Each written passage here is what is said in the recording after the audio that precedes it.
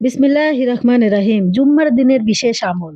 রাসূল সাল্লাল্লাহু আলাইহি সাল্লাম ইরশাদ করেছেন, প্রত্যেক জুম্মার দিনে তোমরা আমার উপর অধিক পরিমাণে দরুদ পাঠ করো। কারণ আমার উম্মতের দরুদ প্রতি জুম্মার দিন আমার কাছে পেশ করা হয়।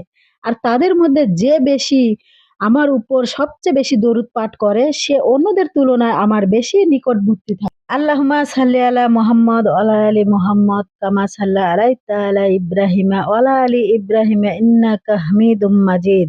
আল্লাহুম্মা বারিক লানা মুহাম্মাদে ওয়া আলা আলি মুহাম্মদ কামা বারাকতা আলা ইব্রাহিম ওয়া আলা আলি ইব্রাহিম ইন্নাকা হামিদুম মাজিদ। আনাস রাদিয়াল্লাহু আনহু থেকে বর্ণিত, রাসূল সাল্লাল্লাহু আলাইহি সাল্লাম বলেছেন, তোমরা জুম্মার দিন রাত ও জুম্মার দিনে আমার উপর বেশি বেশি দরুদ পাঠ করো।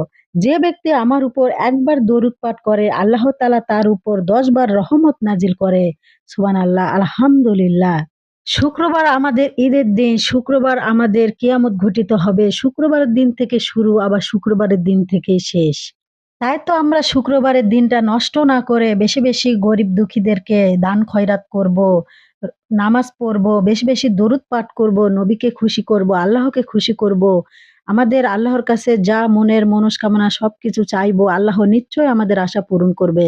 তাই আমরা শুক্রবারের দিন বেশি বেশি নামাজ পড়ব, আসরের পর বেশি বেশি দরুদ পাঠ করব, নামাজের শেষে আল্লাহর কাছে হাত তুলে মিনতি করে আল্লাহর কাছে আমাদের বিপদের কথা জানাবো।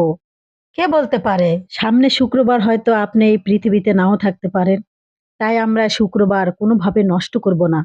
আর দেশে বা প্রবাসে যে যেখান থেকে আমার এই ভিডিওটি দেখছেন সবাইকে জানাই আন্তরিক প্রীতি ও শুভেচ্ছা। সবাইকে আসসালামু আলাইকুম রহমতুল্লাহি ওয়া বারাকাতুহু। আর যারা আমার চ্যানেলে নতুন অবশ্যই চ্যানেলটি সাবস্ক্রাইব করে পাশে থাকবেন এবং সবাই বেশি বেশি লাইক কমেন্ট শেয়ার করবেন, অন্যকে দেখার সুযোগ করে দিবেন। আল্লাহ হাফেজ, সবাই ভালো থাকবেন।